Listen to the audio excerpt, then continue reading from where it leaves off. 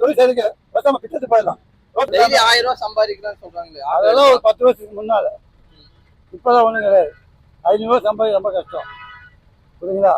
இப்ப ரேபிட்டோ, ஓலா, ஏதோ வந்து இப்போ 2 வீலர் பார்க்கிங், டாக்ஸி பார்க்கிங் வேலை, 2 வீலர் டாக்ஸி வேலை, அது வேலை வந்து தொழில ரொம்ப பாதிச்சு போச்சு. ரொம்ப நஷ்டம், வாழ்வாதாரம் ரொம்ப நஷ்டம் கிடக்கு. எங்க தூக்கு போடுறதாம இருக்கோம் நாங்கள். இந்த தொழில் செய்யறதுக்கு பேசாம பிச்சத்து போயிடலாம். ரோட்டை பார்த்து உட்காந்து வச்சுருங்க, அவன் டெய்லி காசு கொடுத்து போயிடுவான். அந்நாள் சம்பாதிக்க அந்நாள் செலவு தாக்கி போயிட்டு இருக்கு.